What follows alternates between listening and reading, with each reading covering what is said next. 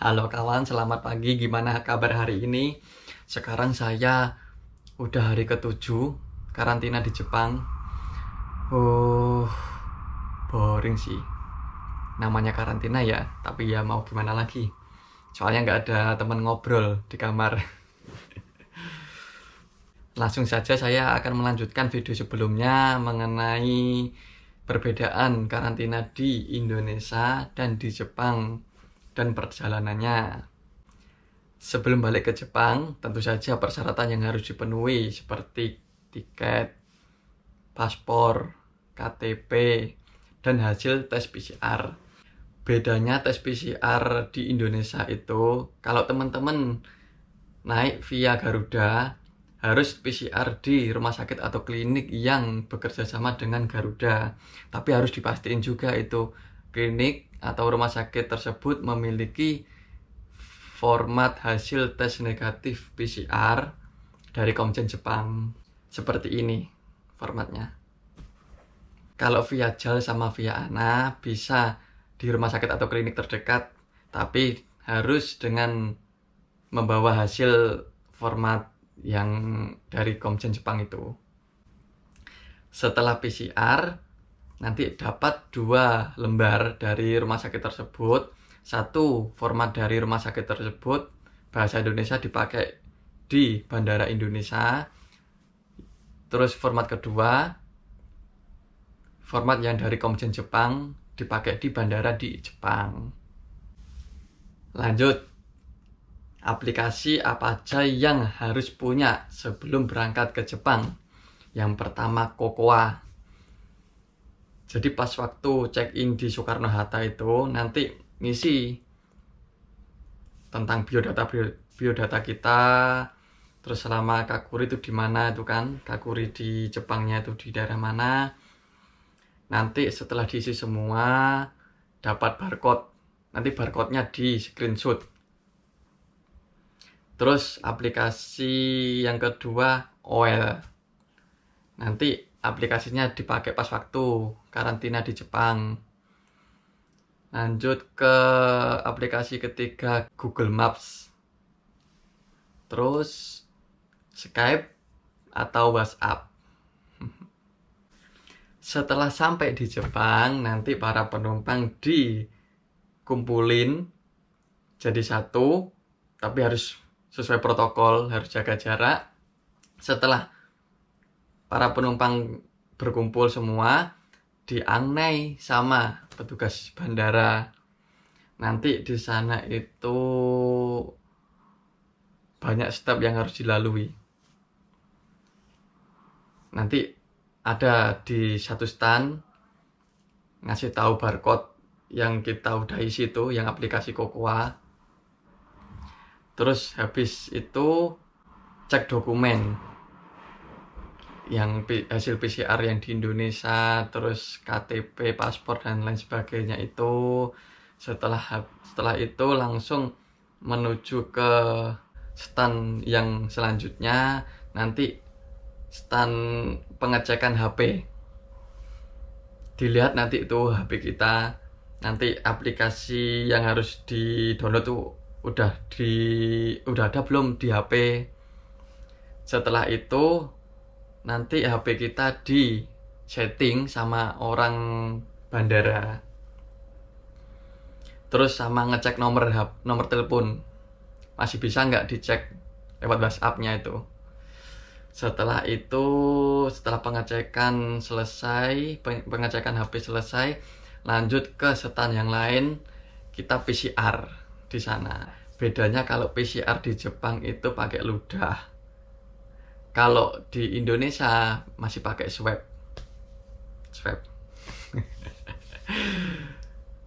Setelah PCR nanti ke stand lagi itu ditanya-tanyain nanti karantinanya di mana, didatakan tuh udah ada datanya, tapi dikakurin lagi tuh, dipastiin lagi. Terus dikasih informasi kalau karantina di Jepang itu 14 hari, mulai dari tanggal segini sampai tanggal segini. Terus nanti ditanyain lagi tuh, nanti kamu waktu dari bandara ke tempat karantina dijemput apa pakai mobil apa yang lain sebagainya kan, soalnya setelah dari bandara itu kan nggak boleh naik bis, nggak boleh naik taksi, nggak boleh naik kereta, pokoknya angkutan umum gitu. Sambil nunggu hasil tes kita nggak tahu tuh diarahin kemana-mana tuh, pokoknya banyak banget kayak menyusuri bandara. Setelah hasil tes keluar kita turun itu, kalau pas di Haneda itu turun ke imigrasi. Pas udah lolos dari imigrasi ambil koper. Lah pas waktu ambil koper terjadi insiden.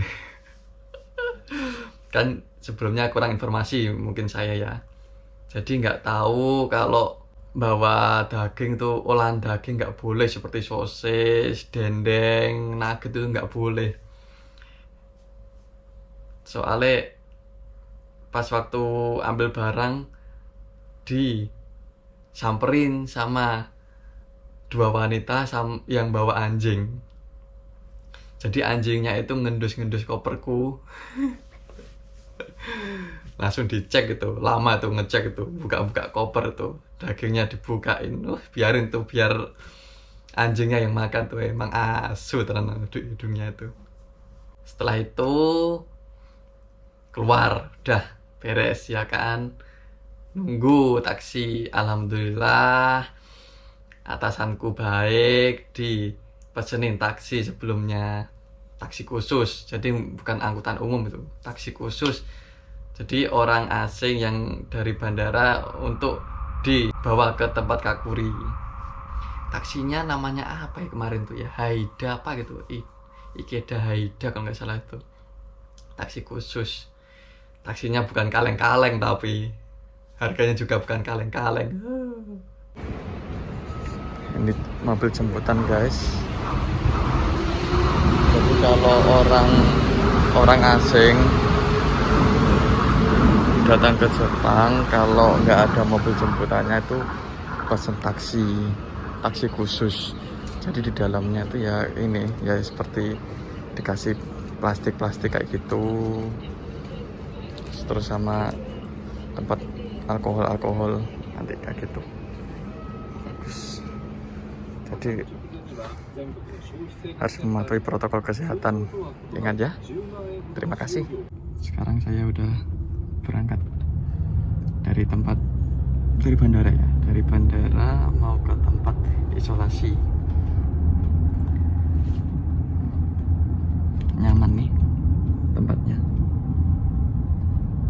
mewah bukan? Mewah banget.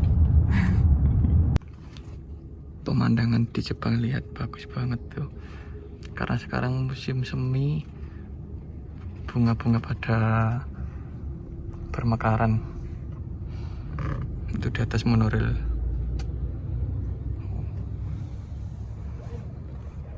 Pak supirnya santai banget ya.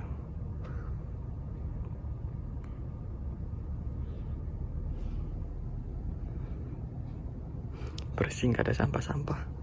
Lihat.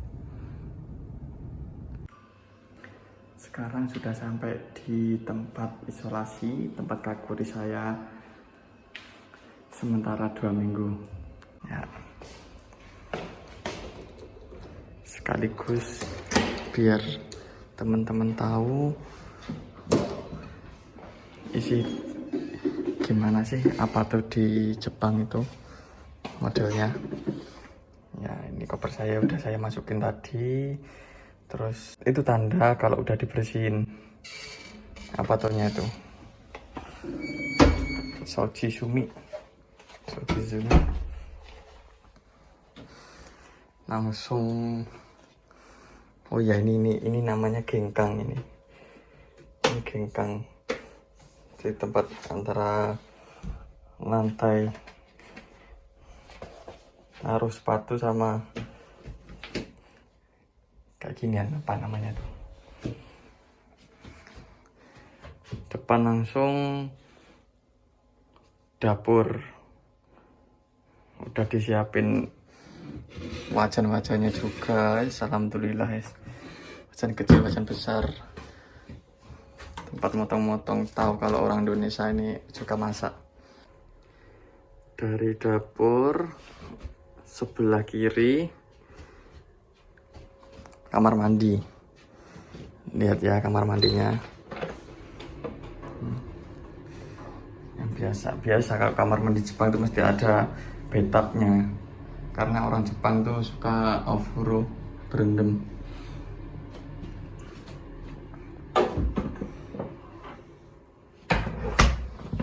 Terus di sebelah kanan lemari.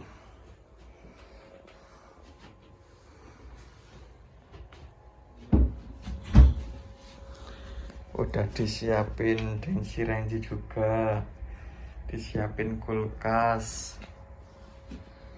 disiapin futong, tempat tidur, meja buat belajar.